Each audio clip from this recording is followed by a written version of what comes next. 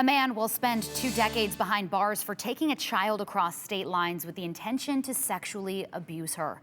In another big sentencing in district court this week, 63-year-old Chris Hamberg will spend 20 years in federal prison, convicted of 2 counts of transportation of a minor.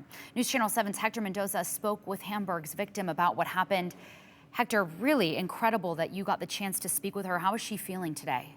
Well, it was a lot of excitement and a lot of just kind of the opportunity to be able to see him behind bars. I think that was the one thing that she expressed.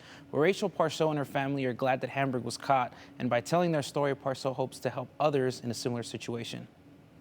He took us on the run, so we were just bouncing town to town, house to house, across from one side of Washington into Idaho, into Utah, I think part of Montana at one point. This man took so much from this family. Picture any 10-year-old in your life and what they're doing right now. None of those things were mine. I didn't have school assemblies. I didn't have parent-teacher meetings. I didn't go to friends' houses for sleepovers. I didn't have secret crushes and pass notes to the boy next to me. I didn't have any of that.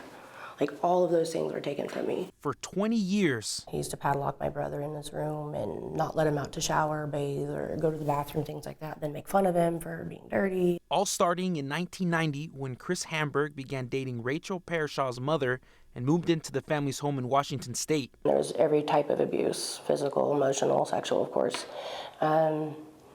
towards my mom and my brother. Parcau says she was 8 or 9 when this happened, and at the young age of 11, she became pregnant with Hamberg's child. I went from being a little kid to being a mom at 12. That's all I've known. And a short time later, at age 13, she was pregnant again. Parcau's brother managed to escape, but her and her 2 sons continued to live locked away for about 15 more years until they finally got away too. Getting away was amazing because me and my sons, we had real life for the first time. So my sons were not allowed to attend school. So I had homeschooled them from my 12-year-old knowledge, but I'm proud of myself. I got them to graduation on time. But that transition was not easy for Parcau's kids because all they knew was the inside of a home. My son came to me one time and he was like, I don't know what to do when the bell rings. He said, I look around and he's like, people laugh and whatever. He said, I don't know what to do. He said, they've been doing this since they were kids. I don't know what it means when the bell rings. Do I go to a different class? Do I stand up and go to the hallway? Do I follow the teacher? Do I go? He's like, I don't know. And it's little things like that. Parcau says she's been trying to get justice for what Hamberg had done to her family, and social media was the key. My brother has this Facebook page, sightings of Chris Hamberg, I believe. They arrested him because the tip that my brother had got through his Facebook page, which I thought was pretty awesome. Parcau says she knows she's been through a lot. I don't think people understand we were locked in.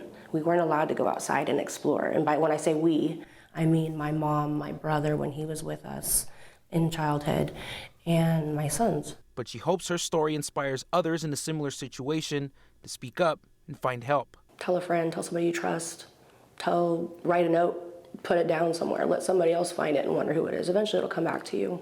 Beatrice Black, the CEO of the Women's and Children's Alliance, says talking to someone and finding help is the best advice to give someone suffering any type of abuse. Don't be afraid to call. There's no harm in calling that 208-343-7025 number and at least talking to someone to validate or to help you better understand what may or may not be a destructive or abusive relationship.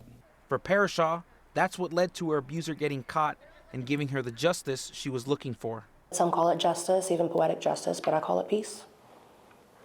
It's peace, knowing that he'll never breathe free again. Knowing he'll have to ask permission to go to the bathroom just like my brother did. Knowing he has to ask permission to step out those doors just like we did. Knowing he's going to be told no just like we were. The Women's and Children's Alliance say they have a number that you can reach out to for help, and that number will be at the bottom of your screen there. The number is 208-343-7025. And the CEO of the WCA says that they offer a number of different resources, including a shelter with childcare, as well as attorneys, financial help, and job skills training. One thing that WCA emphasizes is not being afraid to get help. Morgan? Hector, she is incredible. Rachel is just, what a woman to be able to share that story and come forward all these years later. Yeah. It just gives you chills. Wow. Yeah. Thank you. Glad they got justice.